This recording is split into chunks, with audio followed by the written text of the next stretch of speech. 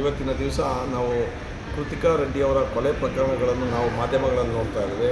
ಅವ್ರನ್ನ ಕೊಂದಿರ್ತಕ್ಕಂಥದ್ದು ಅವರ ಪತಿ ಏನು ವೈದ್ಯರಿದ್ದಾರೆ ಮಹೇಂದ್ರ ರೆಡ್ಡಿಯವರು, ಅವರೇ ಅವರನ್ನು ಏನು ಪ್ರಾಣ ಉಳಿಸೋಕ್ಕೆ ಉಪಯೋಗಿಸ್ತಕ್ಕಂಥ ಔಷಧಿಯನ್ನು ಉಪಯೋಗಿಸಿ ಇವತ್ತು ಅವರ ಪ್ರಾಣ ತೆಗೆದಿರ್ತಕ್ಕಂಥದ್ದು ನಮ್ಮ ಗಮನಕ್ಕೆ ಬಂದಿದೆ.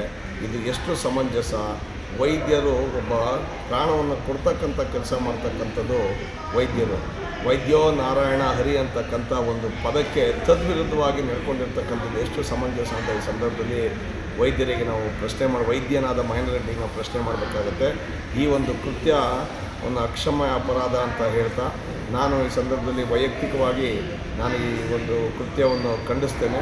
ನಮ್ಮ ವಕೀಲರೆಲ್ಲರೂ ಈ ಸಂದರ್ಭದಲ್ಲಿ ಈ ಕೃತ್ಯವನ್ನು ಖಂಡಿಸ್ತೇವೆ ಅಂತ ಈ ಸಂದರ್ಭದಲ್ಲಿ ಹೇಳ್ತೇನೆ. ನಾನು ಈ ಸಂದರ್ಭದಲ್ಲಿ ಒಂದು ಮಾತು ಹೇಳಲಿಕ್ಕೆ ಇಚ್ಛೆಪಡ್ತೇನೆ. ಯಾರಾದರೂ ಇಷ್ಟ ಇಲ್ಲ ಅಂತ ಸಂದರ್ಭದಲ್ಲಿ ಬಿಟ್ಟು ಹೋಗಲಿಕ್ಕೆ ಒಂದು ವ್ಯವಸ್ಥೆಯನ್ನು ಮಾಡ್ಕೊಬೇಕಾಗ್ತದೆ, ಕಾನೂನು ಹೋರಾಟ ಮಾಡಿಕೊಂಡು. ಅದು ಬಿಟ್ಟು ನಮಗೆ ಜೀವ ಕೊಡೋದಕ್ಕೆ ನಮಗೆ ಭಗವಂತ ಶಕ್ತಿ ಕೊಟ್ಟಿಲ್ಲ ಅಂದಾಗ ಜೀವ ತೆಗಿಲಿಕ್ಕೆ ಎಷ್ಟು ನಮಗೆ ಅರ್ಹತೆ ಇದೆ, ನಮಗೆ ಹಕ್ಕಿದೆ ಅಂತಕ್ಕಂಥದ್ದು ನಾವು ಯೋಚನೆ ಮಾಡಬೇಕಾಗ್ತದೆ.